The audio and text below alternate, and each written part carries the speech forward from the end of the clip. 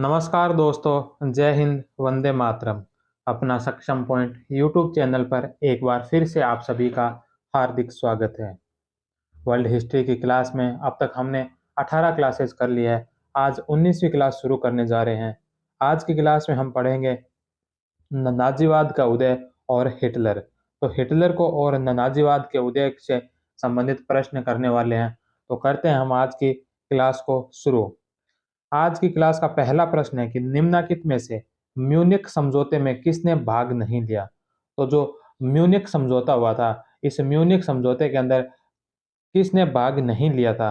तो दलादिए, मुसोलिनी और हिटलर, इन तीनों ने भाग लिया था। लिटविनोव ने इस म्यूनिख समझौते में भाग नहीं लिया था। तो 3 नंबर ऑप्शन इसका राइट आंसर होगा। चेकोस्लोवाकिया का उत्तर पश्चिमी भाग सुडेट लैंड कहलाता है। यहाँ पर जर्मन बाहुल्य लोगों ने रोनाल्ड हेनलाइन के नेतृत्व में जर्मन लोगों के लिए स्वशासन व आत्मनिर्णय की मांग रखी। हिटलर ने इस मांग का समर्थन करते हुए चेकोस्लोवाकिया को चेतावनी दी। अतः 28 सितंबर 1938 को म्यूनिख नामक स्थान पर एक सम्मेलन आयोजित हुआ, जिसमें ब्रिटेन के चैम्बरलेन हैरिस विल्सन जर्मनी से, हिटलर रिबेनट्रोप फ्रांस से, लादियार और लेंगर इटली से, मुसोलिनी सियानो से भाग लिया। 29 सितंबर 1938 को निर्णय दिया कि सुडेटलैंड जर्मनी को दे दिया जाए और इस प्रकार 30 सितंबर 1938 को औपचारिक समझौते पर हस्ताक्षर हुए थे। नेक्स्ट क्वेश्चन है कि हिटलर की विदेश नीति में लेबेंसरोम क्या था। तो हिटलर की विदेश नीति में लेबेंसरोम है जो ये जर्मनी के भू क्षेत्रीय विस्तार का लक्ष्य था, जिसे लेम्बेसरॉय कहा गया। 2 नंबर ऑप्शन है जो इसका राइट आंसर होगा। लेम्बेसरोम का अर्थ है जर्मनी जर्मनी के भू क्षेत्रीय विस्तार का लक्ष्य प्राप्त करना। हिटलर की आत्मकथा मीन कैम्फ, मेरा संघर्ष है। हिटलर वर्साई की संधि में नाखुश था, वह इसे तोड़ना चाहता था और अपने राज्य का विस्तार करना चाहता था। नेक्स्ट क्वेश्चन है कि 3 नवंबर 1936 को साम्राज्य का विरोधी समझौता हुआ। 3 नवंबर, तीसरा प्रश्न है कि नवंबर 1936 में साम्राज्य का विरोधी समझौता हुआ। तो नवंबर 1936 में साम्राज्य का विरोधी समझौता किन के बीच हुआ। तो यह हुआ था जर्मनी और जापान के बीच। 3 नंबर ऑप्शन इसका राइट आंसर है।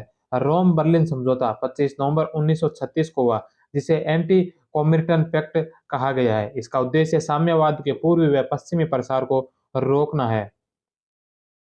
नेक्स्ट क्वेश्चन है कि निम्नलिखित में से कौन सा कथन हिटलर के बारे में सत्य है। समूह को कोट की सहायता से चुनिए। तो इसमें से कौन सा है जो हिटलर के बारे में सत्य कथन है। पहला है कि हिटलर का जन्म उत्तरी ऑस्ट्रिया के ब्रानो नामक स्थान पर हुआ था। तो यह बात सत्य है। हिटलर का जो जन्म है वो उत्तरी ऑस्ट्रिया के ब्रानो नामक स्थान पर हुआ था। वह प्रारंभ में चित्रकार बनना चाहता था। तो यह भी सत्य है। वह म्यूनिख में सैनिक के रूप में भर्ती हो गया था। तो यह बात भी सत्य है। और चौथा है कि वह विश्व युद्ध प्रथम में जर्मनी की ओर से लड़ा था। तो यह भी सत्य है। तो 1, 2, 3 और 4 चारों सही है। तो 4 नंबर ऑप्शन है जो इसका राइट आंसर होगा। नेक्स्ट क्वेश्चन है कि जर्मनी वर्कर्स पार्टी, जर्मन श्रमिक संघ का गठन किसने किया था। तो जर्मनी वर्कर्स पार्टी जो इसका गठन किया था, यह किया था एलियन ड्रेक्सलर ने। 2 नंबर ऑप्शन इसका राइट आंसर है। 7 मार्च 1918 ईस्वी को म्यूनिख में एलियन ड्रेक्सलर ने जर्मन वर्कर्स पार्टी, जर्मन श्रमिक संघ का गठन किया था। इसका प्रारंभिक नाम स्वतंत्र श्रमिक समिति था। इसमें कुल 6 सदस्य थे। हिटलर 7वां सदस्य बना था। नेक्स्ट क्वेश्चन है कि national socialist German workers party का गठन कब किया गया। तो national socialist German workers party का जो गठन किया, यह क्या था 24 फरवरी 1920 को। 1 नंबर ऑप्शन। 24 फरवरी 1920 को हिटलर ने जर्मन वर्कर्स पार्टी का नाम बदलकर national socialist German workers party कर दिया। इसी से ही नाजी शब्द बनाया गया। इसका मुख्यालय म्यूनिख में व इसका प्रतीक चिन्ह हेगन क्रेज था। नेक्स्ट क्वेश्चन है कि हिटलर के दल का नाम क्या था। तो हिटलर के दल का नाम था national socialist party. 2 number option जो इसका राइट आंसर है। नेक्स्ट क्वेश्चन है कि द्वितीय विश्व युद्ध में ब्रिटेन ने जर्मनी के विरुद्ध युद्ध की घोषणा की थी। तो द्वितीय विश्व युद्ध के अंदर जो है ब्रिटेन ने जर्मनी के विरुद्ध जो युद्ध की घोषणा की थी, यह की थी 3 सितंबर 1939 को। 2 नंबर ऑप्शन इसका राइट है। नेक्स्ट क्वेश्चन है कि 1920 में 25 सूत्री नाजी कार्यक्रम की रचना किसने की थी। तो 1920 के अंदर 25 सूत्री जो नाजी कार्यक्रम की रचना की थी, यह की थी गोटफ्राइड फिडर के द्वारा। नेक्स्ट क्वेश्चन है कि हिटलर की विदेश नीति में अनशुलूस क्या थी? तो हिटलर की जो विदेश नीति है इसमें अनशुलूस क्या थी? तो यह थी ऑस्ट्रिया को जर्मनी में मिलाने की इच्छा। अनशुलूस का शाब्दिक अर्थ है ऑस्ट्रिया व जर्मनी का संघ राज्य। 10 अप्रैल 1938 को ऑस्ट्रिया का जर्मनी में विलय कर दिया गया था। नेक्स्ट क्वेश्चन है कि नाजी दल के कार्यक्रम निम्नलिखित में से क्या-क्या थे? तो नाजी दल के कार्यक्रम कौन-कौन से कार्यक्रम थे जो नाजी दल के संबंधित थे? तो पहला वर्साय की अन्यायपूर्ण संधि का अंत करना, तो ये नाजी दल का कार्यक्रम था, बिल्कुल सत्य है। दूसरा जर्मनी से छीने गए उपनिवेश पुनः प्राप्त करना, यह भी नाजी दल का ही कार्यक्रम था। और तीसरा यहूदियों के प्रभाव को समाप्त कर जर्मन सैन्य शक्ति का विकास करना, यह भी सत्य है। साम्यवाद का समर्थन करते हुए इसका प्रसार करना, तो ये कार्य जो नाजीवाद का नहीं था। तो 1, 2 और 3 सत्य है और 4 है जो असत्य है। इसमें सत्य पूछा है तो 1, 2 और 3, 1 नंबर ऑप्शन इसका राइट होगा। साम्यवाद का विरोध और अंत करना नाजी दल का एक उद्देश्य था। इनके अन्य कार्यक्रम और देखा जाए तो उनमें भ्रष्टाचार पर आधारित लोकतांत्रिक शासन व्यवस्था को समाप्त करना, विशाल जर्मन साम्राज्य की स्थापना करना। नेक्स्ट क्वेश्चन, नाजी पार्टी की प्रमुख विचारधारा क्या थी? सही समूह को कूट की सहायता से चुनिए। तो नाजी पार्टी की प्रमुख विचारधाराएं कौन-कौन सी थी? अधिनायक सर्वसत्ताधिकारवाद में विश्वास करना, यह सत्य है। राज्य व राज्य के अधिनायक को सर्वोच्च मानना, यह भी सत्य है। युद्ध का वातावरण बनाए हुए रखना, यह भी सत्य है। और चौथा है कि लोकतंत्र, विश्व शांति और साम्यवाद के विरोधी थे, तो यह भी सत्य है। तो 1, 2, 3 और 4 चारों हैं जो इसके राइट है। 1, 2, 3, 4 4 नंबर ऑप्शन इसका राइट आंसर होगा। नाज़ी पार्टी के अन्य प्रमुख विचारधारा, तो नाज़ी पार्टी के अन्य प्रमुख विचारधारा और कौन-कौन सी है? सैनिक अनुशासन, प्रोटोकॉल का निर्वहन, हमेशा बात स्पष्ट न कहना ताकि संगठन बना रहे, सैनिकवाद, साम्राज्यवाद, एकात्मवाद, अवसरवाद व पुनरुत्थान के समर्थक थे। नेक्स्ट क्वेश्चन है कि नाज़ी विचारधारा पर किसका प्रभाव पड़ा? निम्नलिखित में से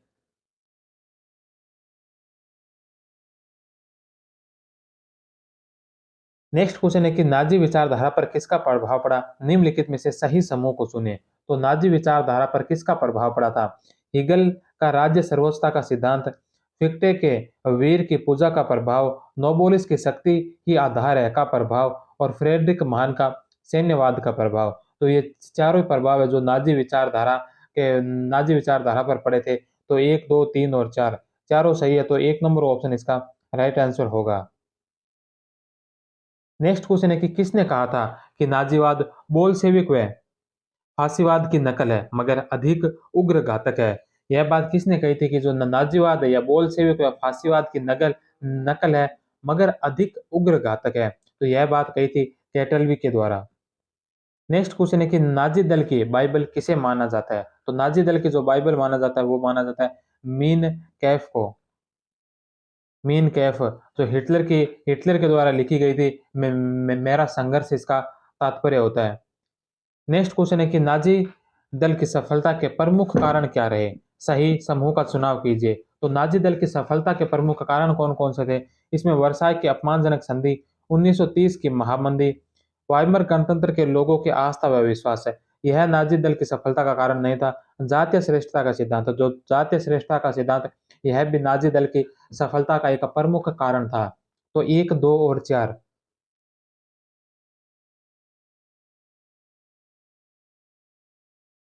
1, 2 और 4 3 नंबर ऑप्शन है जो इसका राइट आंसर होगा। नाजी दल व हिटलर की सफलता के अन्य कारण, वाइमर गणतंत्र से लोगों की असंतुष्टि, मध्यम वर्ग का समर्थन मिलना, हिटलर का आकर्षक व्यक्तित्व।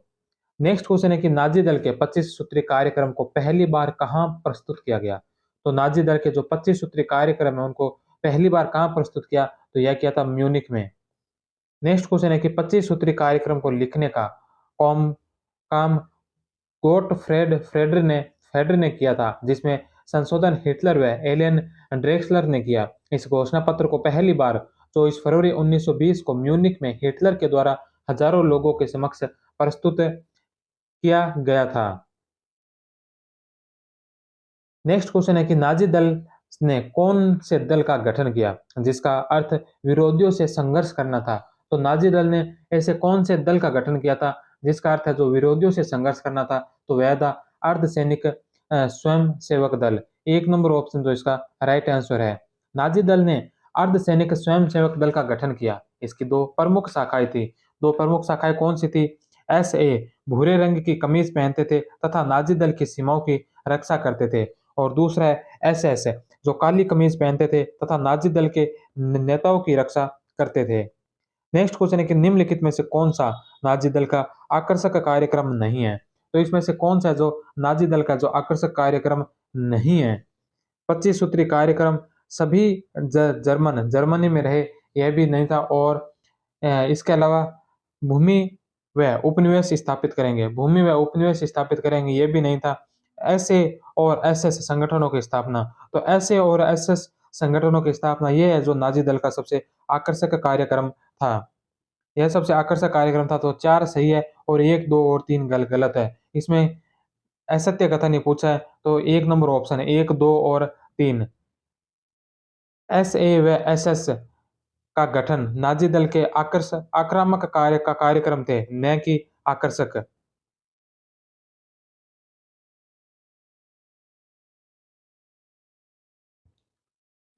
नेक्स्ट क्वेश्चन है कि मिनिस्ट्री ऑफ पोप गेंज प्रसार मंत्रालय का प्रमुख किसे बनाया था?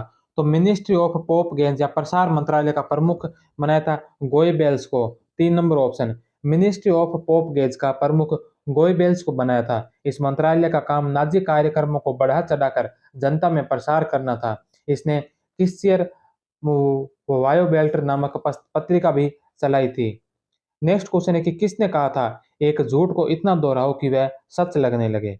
तो यह बात किसने कही थी कि एक झूठ को इतना दोहराओ कि वह सच लगने लगे? तो यह बात कही थी गोएबेल्स ने। नेक्स्ट क्वेश्चन है कि नाजी दल के संगठन ऐसे का प्रमुख किसे बनाया गया था? तो नाजी दल का जो संगठन था ऐसे, इसका प्रमुख बनाया था अर्नोस्ट रोहम को। 1 नंबर ऑप्शन इसका राइट है। अर्नोस्ट रोहम रेड टोपी पहनता था। ऐसे की कुल सदस्य संख्या 20 लाख थी। वर्दी खाकी व कंधे पर हेकन क्रेज चिन्ह था। नेक्स्ट क्वेश्चन है कि गाजी दल का संगठन एसएस के प्रमुख का क्या नाम था?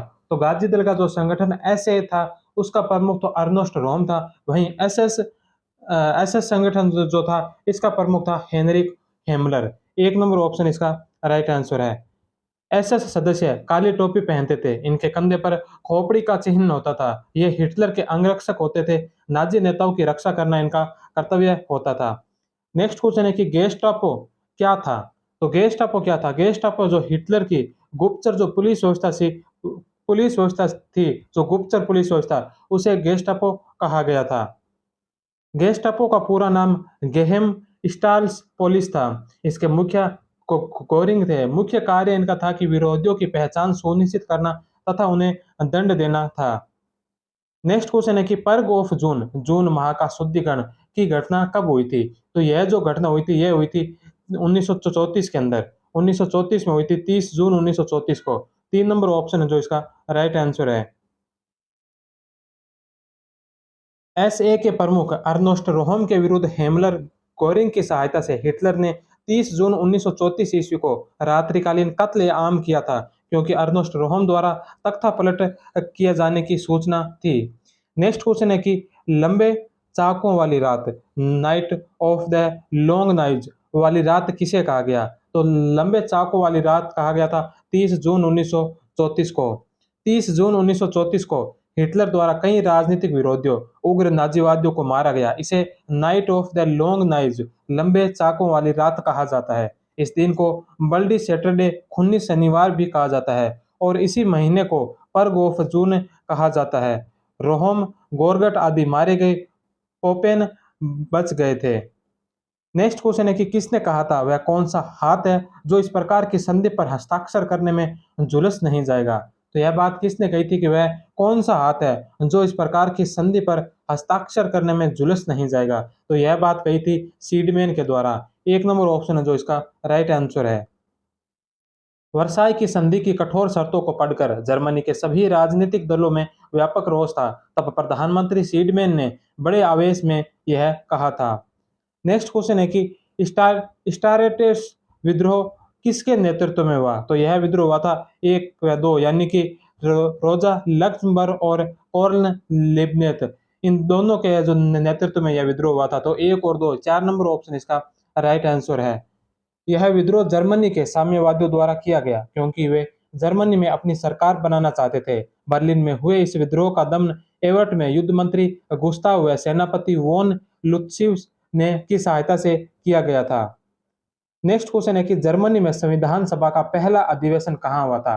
तो जर्मनी के अंदर संविधान सभा का जो पहला अधिवेशन हुआ था वह हुआ था वाइमर में। 3 नंबर ऑप्शन है जो इसका राइट आंसर है। विश्व युद्ध प्रथम के बाद जर्मनी में राजतंत्र समाप्त हो गया तथा गणतंत्र स्थापित हुआ। संविधान सभा बनाई गई जिसमें सोशल डेमोक्रेटिक पार्टी का बहुमत था। फरवरी 1919 ईस्वी को संविधान सभा का पहला अधिवेशन वाइमर नामक स्थान पर हुआ था। नेक्स्ट क्वेश्चन है कि जर्मनी के वाइमर संविधान के बन जाने के बाद राष्ट्रपति किसे बनाया गया था? तो जर्मनी में जो वाइमर संविधान तैयार हुआ था उसके बाद जो राष्ट्रपति बने थे वो बने थे फ्रेडरिक एबर्ट। 2 नंबर ऑप्शन इसका राइट है। वाइमर संविधान को गृह मंत्री ह्यूगो प्रेस ने लिखा था। इसके अनुसार फ्रेडरिक एबर्ट को राष्ट्रपति बनाया व फिलिप सीडमैन को चांसलर बना दिया गया। यह घटना 14 अगस्त 1919 की है। मार्च 1933 ईस्वी को इस संविधान को हिटलर ने समाप्त कर दिया। नेक्स्ट क्वेश्चन है कि जर्मनी में राजतंत्रवादियों द्वारा गणतंत्र को समाप्त करने का प्रथम प्रयास किसने किया था? तो यह किया था लुत्शियस ने। मार्च 1920 में लुत्वित्स ने कुछ हजार सैनिकों के साथ बर्लिन पर कब्जा कर लिया तथा वोल्फगैंग वॉन कोप को राष्ट्रपति बना दिया, मगर श्रमिकों ने हड़ताल से यह प्रयास असफल कर दिया और गणतंत्र वापस बहाल कर दिया। नेक्स्ट क्वेश्चन है कि बियर होल विद्रोह कब हुआ था? तो बियर होल विद्रोह वह 1923 ईस्वी में हुआ था। नवंबर 1923 ईस्वी में ल्यूडेनडोर्फ व हिटलर के नेतृत्व में राजतंत्रवादियों ने बावेरिया की राजधानी म्यूनिख में विद्रोह कर दिया। विधानसभा का सम्मेलन बियर हॉल ठेका में चल रहा था। हिटलर ने यहां पहुंचकर पहली गोली चलाई लेकिन हिटलर को गिरफ्तार कर 5 वर्ष की सजा सुनाई लेकिन 13 माह बाद बरी कर दिया था। नेक्स्ट क्वेश्चन है कि जर्मन में स्थापित तीसरा राइख का प्रमुख कौन था? तो तीसरे राइख का प्रमुख हिटलर था। मार्च 1933 ईस्वी में हिटलर ने वाइमर गणतंत्र को समाप्त करके तीसरा राइख अर्थात तीसरा साम्राज्य स्थापित किया जिसके प्रमुख के रूप में स्वयं बैठे। पहला साम्राज्य जो था उसके प्रमुख सार्लमान थे और दूसरा राइख अर्थात दूसरे साम्राज्य के प्रमुख जो थे वो थे विलियम केहर। नेक्स्ट क्वेश्चन है कि निम्नलिखित कथनों में से असत्य कथन चुनिए। तो यहाँ पर जो 4 कथन दे रखे हैं इनमें से हमें बताना है कि असत्य कथन कौन सा है। पहला है कि नाजी दर्शन से संबंधित पहली पुस्तक 1920 में लिखी गई, यह सत्य है। दूसरा है कि हिटलर ने 1923 ईस्वी में कारावास के दौरान आत्मकथा का पहला भाग लिखा था, यह बात सही है। तीसरा है कि 1920 में हिटलर की आत्मकथा प्रकाशित हुई। जब हिटलर ने 1923 में आत्मकथा का पहला भाग लिखा था 1920 में प्रकाशित कैसे होगी? यह जो प्रकाशित हुई थी यह हुई थी 1925 के अंदर। तो 3 नंबर है जो गलत है। चौथा है कि नाजी दर्शन से संबंधित तीसरा ग्रंथ 1930 में प्रकाशित हुआ, तो यह बात भी सत्य है। तो इसमें असत्य बताना है, 3 नंबर ऑप्शन इसका राइट आंसर होगा। हिटलर के अलावा नाजी विचारकों ने गोटफ्राइड फ्रेड्स व एल्फ्रेड रोजनबर्ग का नाम आता है। 1925 में हिटलर की आत्मकथा जर्मन भाषा में प्रकाशित हुई थी। नेक्स्ट क्वेश्चन है the myth of the 20th century किसने लिखी? तो यह लिखी थी एल्फ्रेड रोजनबर्ग के द्वारा। इस पुस्तक में नाजी दर्शन की विचारधारा, कार्यक्रम, अवधारणा आदि का उल्लेख किया गया है। नेक्स्ट क्वेश्चन है कि किसने कहा है कि जर्मनी के राष्ट्रीय समाजवादी 1933 ईस्वी में सत्ता प्राप्त करने से पहले ही अपने प्रारंभिक दर्शन का निर्माण कर चुके थे? इटली के फांसीवादियों ने ऐसा नहीं किया। तो यह बात किसने कही थी? तो यह बात कही थी हार्मोन के द्वारा। 2 नंबर ऑप्शन है जो इसका राइट है। शोपेनहार ने कहा कि विवेक की अपेक्षा शक्ति का संकल्प विश्व का शासन करता है। नेक्स्ट क्वेश्चन है कि किसने कहा था कि नाव अपनी सार्थकता तभी सिद्ध कर पाती है जबकि वह उसमें रखी सामग्री की रक्षा कर सके? तो यह बात किसके द्वारा कही गई? तो यह बात है जो हिटलर के द्वारा कही गई थी। हिटलर ने साम्राज्य को एक नाव से और राष्ट्र जाति को उसमें रखी सामग्री के समीकृत करते हुए ऐसा कहा था। किसने कहा था कि राष्ट्रीय समाजवाद की घोषणा यह है कि किसी धर्म विशेष, वर्ग, राजतंत्र या गणतंत्र की सुरक्षा की अपेक्षा राष्ट्र या जाति की सुरक्षा अधिक महत्वपूर्ण है? तो यह बात कही थी रोजेनबर्ग ने। 2 नंबर ऑप्शन। नेक्स्ट क्वेश्चन है कि श्वेत जाति श्रेष्ठतम, पीली जाति साधारण, काली जाति निकृष्टतम, यह सिद्धांत किसने प्रतिपादित किया? तो यह सिद्धांत प्रतिपादित किया था काउंट ऑर्थर दी गोबिनो और हाउस्टन स्टीवार्ट चैम्बरलेन। इन दोनों ने कहा था कि जो श्वेत जाति है वो श्रेष्ठतम है, पीली जाति है जो साधारण है, और जो काली जाति है वो निकृष्टतम है। तो 2 और 3, 4 नंबर ऑप्शन इसका राइट होगा। हिटलर तथा उसके साथियों ने इस विचार को अपनाया और उन पर निर्दयता पूर्वक अमल भी किया था। नेक्स्ट क्वेश्चन है कि हिटलर के विचारों में निम्नलिखित में से कौन सा सुमेलित नहीं है? तो इसमें से सुमेलित कौन सा नहीं है, यह बताना है। सबसे पहले है कि आर्य जाति जो संस्कृति निर्माता थी, हिटलर का ऐसा मानना था, यह बात सत्य है। दूसरा, नृगो जो संस्कृति विनाशक थी, यह भी सत्य है। जापानी जो संस्कृति वाहक थे, यह भी सत्य है। यहूदी जो संस्कृति पोषक थे, तो यह बात गलत है, क्योंकि हिटलर ने जो यहूदियों को और निग्रो को, इन दोनों का जो संस्कृति विनाशक माना है, तो यहूदी संस्कृति पोषक नहीं, संस्कृति विनाशक माने गए थे। तो 4 नंबर है जो गलत है, इसमें सुमेलित नहीं है। तो 4 नंबर ऑप्शन इसका राइट है। यहूदी व निग्रो को हिटलर ने संस्कृति विनाशक माना है। नेक्स्ट क्वेश्चन है कि हिटलर के अनुसार आर्य जाति में कौन शामिल नहीं था? तो हिटलर के अनुसार आर्य जाति में कौन शामिल नहीं था? तो जर्मन, स्कैंडिनेवियन और डच, ये तीनों आर्य जाति में शामिल थे। जापानी जो आर्य में शामिल नहीं थे। हिटलर की धारणा थी कि आर्य जाति में जर्मन, स्कैंडिनेवियन, डच आदि शामिल थे। संस्कृति जाति को श्रेष्ठतम मानकर उसने जर्मनी के अन्य समस्त राष्ट्रों के ऊपर शासन करने के अधिकार का औचित्य दर्शाया था। नेक्स्ट क्वेश्चन है कि नाजीवाद लोग निम्नलिखित में से किस विचारधारा के विरोधी नहीं है? तो नाजीवाद लोग जो निम्नलिखित में से किस विचारधारा के विरोधी नहीं है? तो वो उदारवाद, लोकतंत्र, साम्यवाद, इनके विरोधी थे, लेकिन अधिनायकवाद के विरोधी नहीं थे। 4 नंबर ऑप्शन इसका राइट होगा। हिटलर कहता था कि लोकतांत्रिक सिद्धांत सदैव जनता की बर्बादी का कारण बने हैं। जर्मनी की बर्बादी का मुख्य कारण वहां गत वर्षों में लोकतांत्रिक संस्थाओं की स्थापना ही है। नेक्स्ट क्वेश्चन है कि किसने कहा था कि प्राकृतिक कानून की मांग है कि सत्ता का प्रयोग ऊपर से नीचे की ओर तथा उत्तरदायित्व का संक्रमण नीचे से ऊपर की ओर होना चाहिए? तो यह बात किसने कही थी? तो यह कही थी हिटलर ने। हिटलर की यह अवधारणा लोकतंत्र विरोधी थी। नेक्स्ट क्वेश्चन है कि किसने कहा था कि प्रत्येक व्यक्ति को जीवित रहने के लिए युद्ध करना आवश्यक है? जो व्यक्ति युद्ध से डरता है उसे इस संसार में जीवित रहने का अधिकार नहीं है। भले ही यह बात कटु लगे, किंतु यह एक तथ्य है।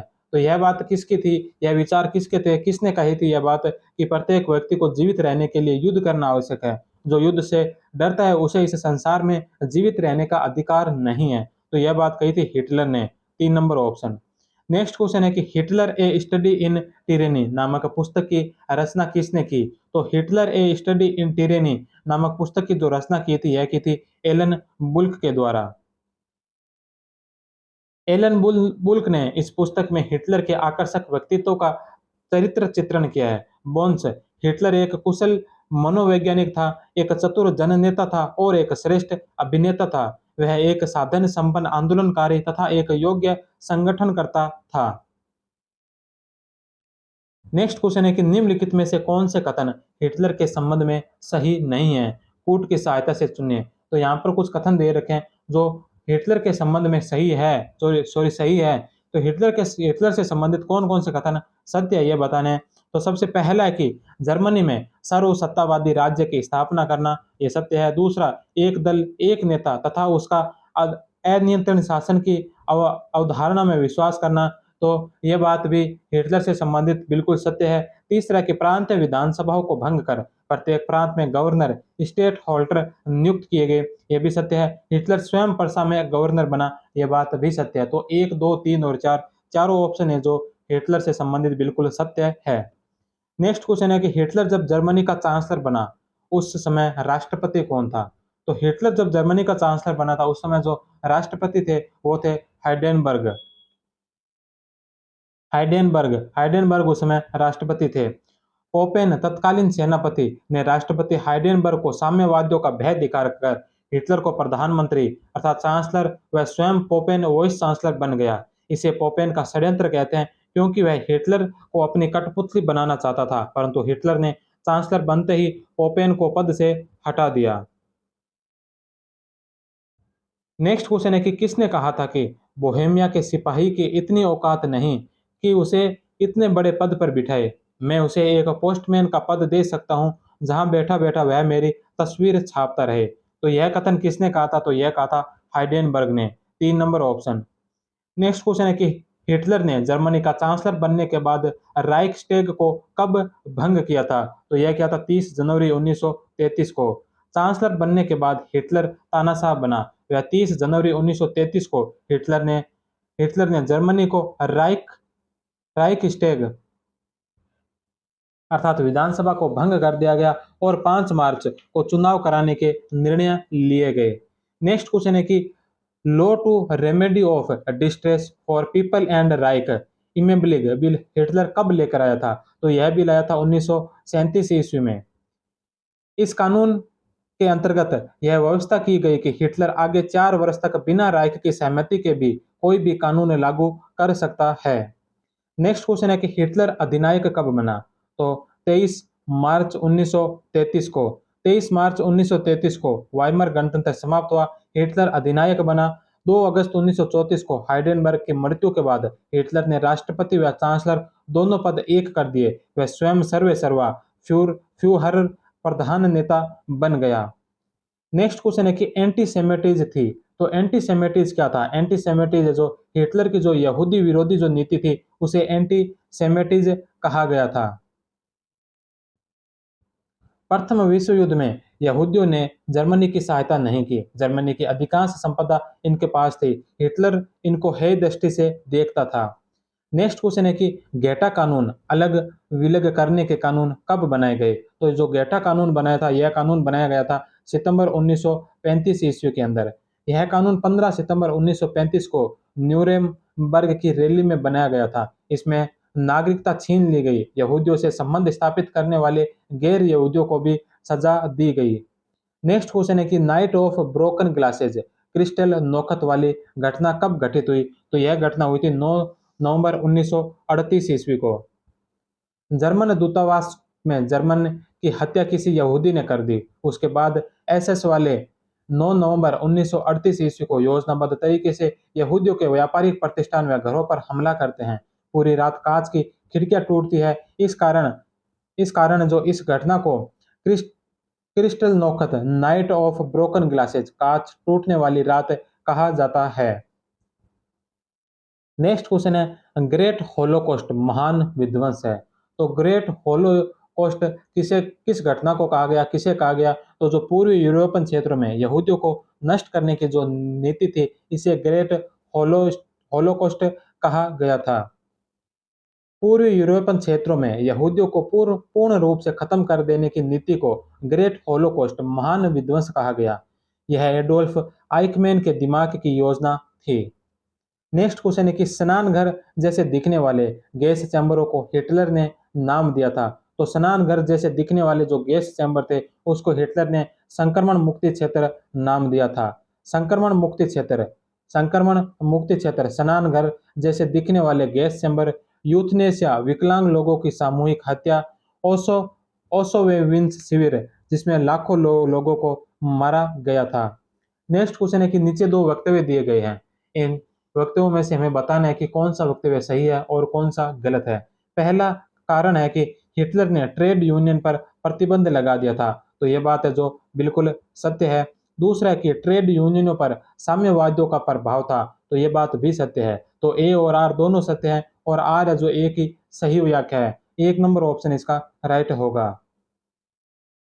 हिटलर ने ट्रेड यूनियन पर प्रतिबंध लगा दिया क्योंकि इन पर साम्यवादियों का प्रभाव था। इसके स्थान पर जर्मन लेबर फ्रंट बना दिया गया। श्रम के क्षेत्र में इसे कोई अनुभव नहीं था। इस संस्था के अधीन 2 संघ और बनाए गए। वो 2 संघ कौन से थे? वो थे स्टैंड थ्रू जांच और beauty of Joy. Next question है कि हिटलर द्वारा स्थापित राइख कल्चर चैम्बर का प्रमुख किसे बनाया गया? तो हिटलर के द्वारा स्थापित जो राइख कल्चर चैम्बर जो है, इसका प्रमुख बनाया गया था गोएबल्स को। 3 नंबर ऑप्शन। राइख कल्चर चैम्बर सांस्कृतिक निधि के प्रमुख कार्य है। इसके राइख कल्चर चैम्बर के प्रमुख कार्य कौन कौन से थे? तो इसके प्रमुख कार्य थे पाठ्य पुस्तकों का नाजीकरण, पिकासो के चित्र को हटाना, आइंस्टीन, एच जी वेल्स आदि के साहित्य को प्रतिबंधित किया गया। नेक्स्ट क्वेश्चन है कि राइख म्यूजिक चैम्बर की किसकी राइख म्यूजिक चैम्बर है जो किसकी अध्यक्षता में गठित किया गया था? तो यह जो स्ट्रोस की अध्यक्षता में गठित हुआ था। यहूदी संगीत को प्रतिबंधित किया गया था। इसके अंतर्गत है जो यहूदी संगीत को जो प्रतिबंधित किया गया था। नेक्स्ट क्वेश्चन है कि जर्मन इवेंजेलिकल चर्च संघ जर्मन इवेंजेलिकल चर्च संघ है, इसका गठन किसकी अध्यक्षता में हुआ था? तो यह हुआ था वोडेल स्विंग की अध्यक्षता में। प्रोटेस्टेंटों को के 29 संगठन थे। इन्होंने मिलकर जर्मन इवेंजेलिकल चर्च संघ का गठन किया ताकि अपनी बात हिटलर तक पहुंचा सके। इसके अध्यक्ष बोडेल स्विंग बनाए गए। लुडविग म्यूलर प्रधान बिशप बने। वे अतिवादी व्यक्ति थे, अतः संगठन में विवाद उत्पन्न हो गया। हिटलर ने चर्च को राज्य के अधीन ले लिया था। नेक्स्ट 61 नंबर क्वेश्चन है कि पोप जर्मनी के मध्य हुए धार्मिक समझौते की निम्नलिखित शर्तों पर विचार कीजिए, वह सही कथनों वाले उत्तर को चुनिए। तो पोप जर्मनी के मध्य जो धार्मिक समझौते हुए थे, उनकी जो शर्तें थी, तो इनमें से कौन कौन सी शर्तें थी? पहली, कैथोलिक पादरी जर्मन राजनीति में भाग नहीं लेगा, बिल्कुल यह शर्त का हिस्सा था। और दूसरी शर्त है कि चर्च के पदाधिकारियों की नियुक्ति चर्च द्वारा राज्य के परामर्श से की जाएगी। तो एक और दो दोनों सत्य है, तो 3 नंबर ऑप्शन है जो इसका राइट होगा। नेक्स्ट क्वेश्चन है कि किसने कहा था कि मुझे इस बात का कभी विचार तक नहीं आया कि रूसी क्रांति एक दिन हमारी ही जड़ खोद देगी? तो यह बात किसने कही थी कि मुझे इस बात का कभी विचार तक भी नहीं आया कि रूसी क्रांति है जो एक दिन हमारी ही जड़ खोद देगी? तो यह कथन कहा था ल्यूडेन डोर के द्वारा। एबर्ट ने कहा था कि मैं उन्हें जो युद्ध स्थल से पराजित हुए बिना लौटे हैं सलाम करता हूं।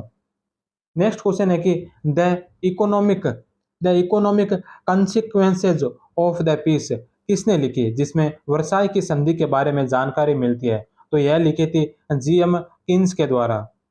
इसमें लिखा है कि जर्मन अर्थव्यवस्था की पुनः बहाली के बिना यूरोप में एक स्थायी उदार समाज और अर्थव्यवस्था को फिर से लाना असंभव होगा। नेक्स्ट क्वेश्चन है कि डोवेस योजना कब लागू की गई? तो जो डोवेस योजना ये लागू हुई थी 1924 के अंदर। 1924 1 सितंबर 1924 को जो ये डोवेस योजना पुनः लागू हुई थी। इस योजना की दो प्रमुख शर्तें थी। दो प्रमुख शर्तें कौन सी थी? कि रूर पर विदेशी अधिकार की संपत्ति और जर्मनी को विदेशों विदेशों से 4 करोड़ पौंड का ऋण मिले। नेक्स्ट क्वेश्चन है कि लोकार्नो सम्मेलन किसके प्रस्ताव पर बुलाया गया? तो लोकार्नो सम्मेलन जो है ये जर्मन के प्रस्ताव पर बुलाया गया था। जर्मन विदेश मंत्री स्टेट्स मैन के प्रस्ताव पर 7 देशों France, Germany, Italy, Belgium, Poland, England और चेकोस्लोवाकिया का एक अंतर्राष्ट्रीय सम्मेलन 5 से 16 अक्टूबर 1925 को लोकार्नो में बुलाया गया था, जिसमें 7 संध्या की गई थी। नेक्स्ट क्वेश्चन है कि जर्मनी को अंतर्राष्ट्रीय समाज में पुनः सम्मानित स्थान दिलाने का काम किस संधि ने किया था?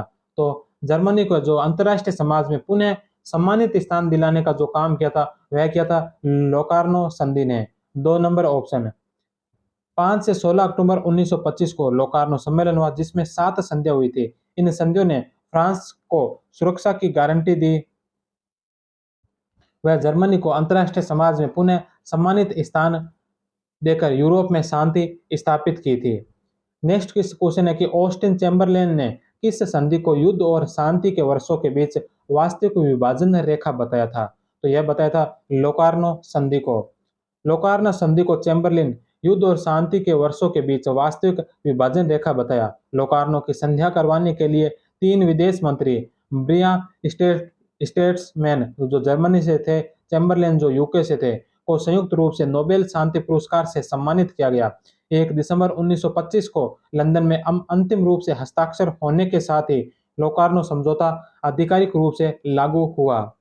नेक्स्ट क्वेश्चन है कि नाजी दल का अधिकृत चिन्ह स्वास्तिक कब स्वीकार किया गया? तो नाजी दल का जो अधिकृत चिन्ह है स्वास्तिक, यह स्वीकार किया गया था 1935 ईस्वी के अंदर। नाजी दल का अधिकृत चिन्ह स्वास्तिक को 1935 में न्यूरेमबर्ग कानूनों के द्वारा स्वीकार कर लिया गया था। नेक्स्ट क्वेश्चन है कि किस अधिनियम का उद्देश्य जर्मन खून और जर्मन आन की रक्षा करना था? तो कौन सा अधिनियम है जिसका उद्देश्य था कि जर्मन खून और जर्मन आन की रक्षा करना?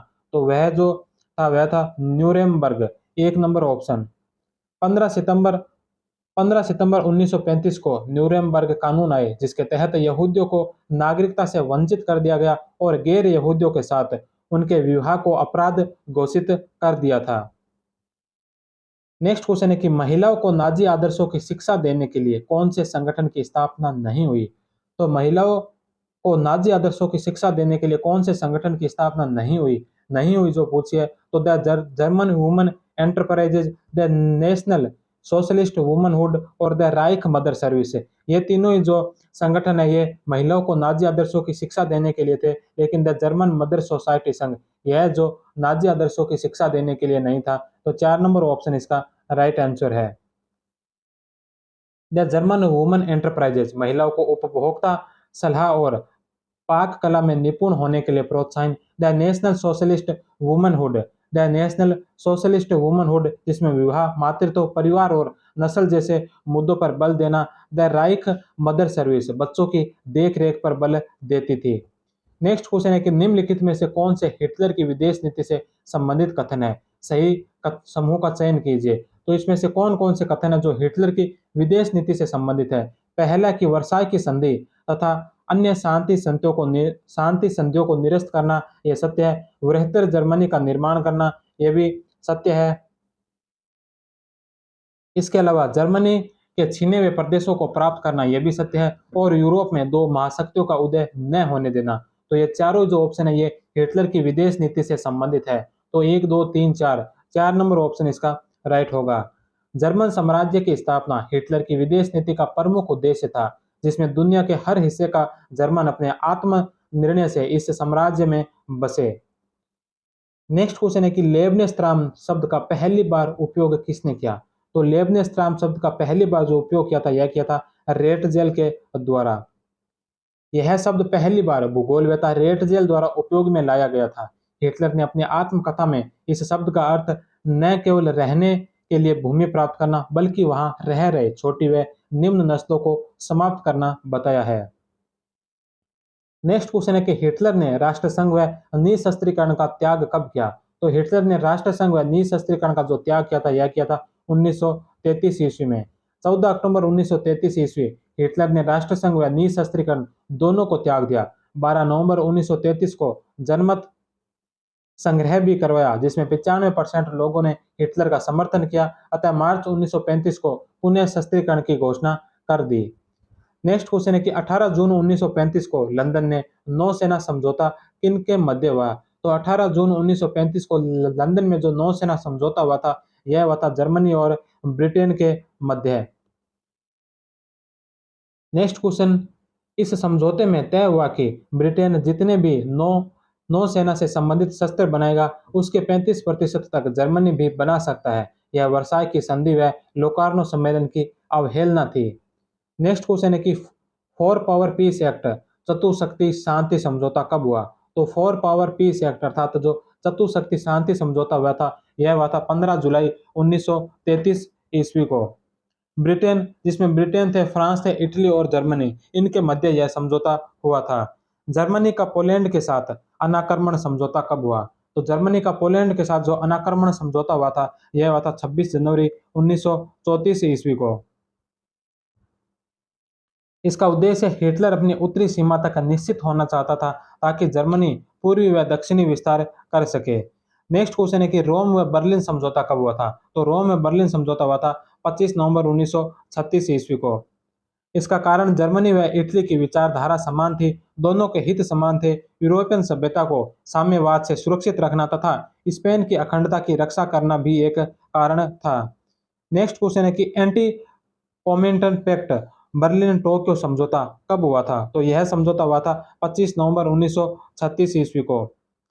साम्यवाद के पूर्वी व पश्चिमी प्रसार को रोकने के लिए जर्मनी व जापान के मध्य यह समझौता हुआ था।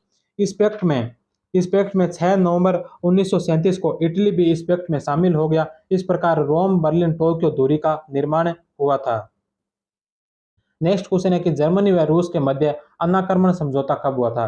तो जर्मनी व रूस के मध्य जो अनाक्रमण समझौता हुआ था यह हुआ था 1939 23 अगस्त 1939 को। एक नंबर ऑप्शन। उद्देश्य इसका इस समझौते का उद्देश्य था कि जर्मनी दक्षिणी व पूर्व में विस्तार करना चाहता था, इसलिए रूस की तरफ से निश्चित होना चाहता था। अतः 23 अगस्त 1939 को जर्मन विदेश मंत्री रिबेनट्रोप व रूसी विदेश मंत्री मोलोतोव के मध्य 10 वर्षीय अनाक्रमण समझौता हुआ था। नेक्स्ट क्वेश्चन है कि जर्मनी और रूस के मध्य हुए 10 वर्षीय समझौते की शर्तें क्या थी? सही कूट से उत्तर का चयन कीजिए। तो जर्मनी और रूस के मध्य जो 10 वर्षीय अनाक्रमण समझौता जो हुआ था, इस समझौते की शर्तें कौन कौन सी थी?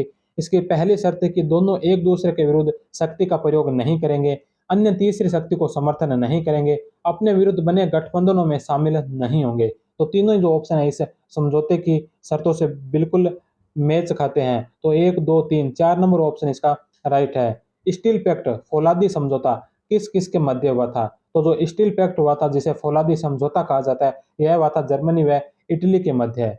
इटली जर्मनी का अविश्वसनीय इटली है जो जर्मनी का अविश्वसनीय मित्र था। ऐसे में इटली को मजबूती के साथ अपने पक्ष में करने हेतु जर्मनी व इटली के मध्य स्टील पैक्ट हुआ। यह 22 मई 1939 ईस्वी को हुआ था।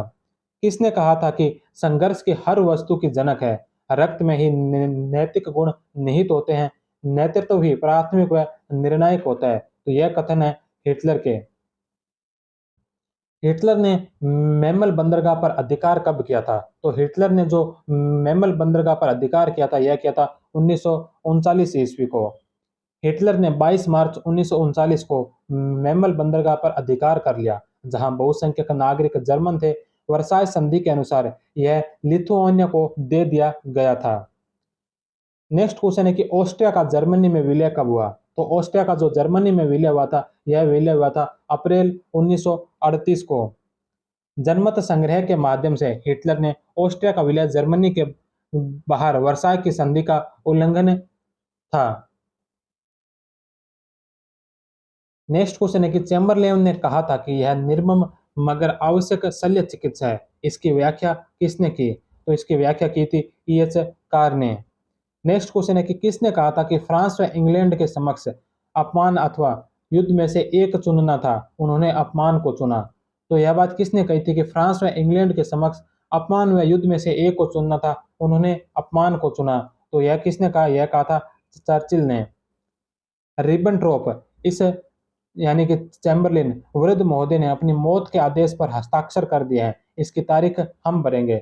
सुमा ने कहा कि यह यानी कि सुडेटलैंड को चेकोस्लोवाकिया से अलग करने की जो घटना थी, यह चैम्बरलेन की तुष्टीकरण की पराकाष्ठा थी। इस मामले में गांधी जी ने कहा था कि यूरोपियनों ने अपनी आत्मा बेच दी है। नेक्स्ट क्वेश्चन है कि माई न्यू ऑर्डर नाम से हिटलर के भाषणों को के संग्रह को किसने संपादित किया था? तो माई न्यू ऑर्डर नाम से जो हिटलर के भाषण थे, इन भाषणों को किसने संग्रहित किया था, संपादित किया था? तो इसको किया था एमिल म्यूरिक ने। और एमिल म्यूरिक के अलावा इसमें एक और जो शामिल थे वो थे एडोल्फ हेस। तो एमिल म्यूरिक और एडोल्फ हेस, एक और दो दोनों सत्य हैं। तो 4 नंबर ऑप्शन जो इसका राइट आंसर होगा। नेक्स्ट क्वेश्चन है कि हिटलर के भाषणों को संग्रहित करने का काम राउल डी रोसे द्वारा किया गया था तथा एमिल म्यूरिक व एडोल्फ हेस द्वारा इनको संपादित किया गया था। नेक्स्ट क्वेश्चन है हिटलर की आत्मकथा का पहला भाग कब प्रकाशित हुआ? तो हिटलर की जो आत्मकथा थी उसका पहला जो भाग है ये 1925 में प्रकाशित हुआ था। 1923 में हिटलर ने जेल के दौरान जो है इस पहले भाग को लिखना शुरू किया था, जो 1925 में प्रकाशित हुआ था। हिटलर की आत्मकथा मीन कैफ के पहले भाग का प्रकाशन 1925 में व दूसरे भाग का प्रकाशन 1926 ईस्वी में किया गया था। नेक्स्ट क्वेश्चन और आज का क्लास का जो क्वेश्चन है, अंतिम क्वेश्चन है कि हिटलर ने फांसी कब लगाई थी?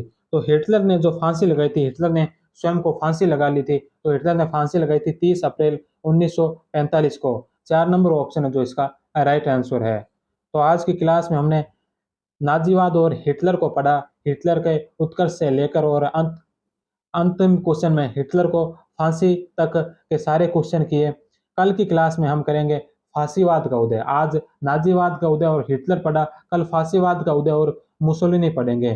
तो कल की क्लास भी बहुत ही महत्वपूर्ण क्लास होगी, तो आप कल की क्लास भी अवश्य देखना। तब तक आप सभी का बहुत बहुत धन्यवाद। जय हिंद, वंदे मातरम।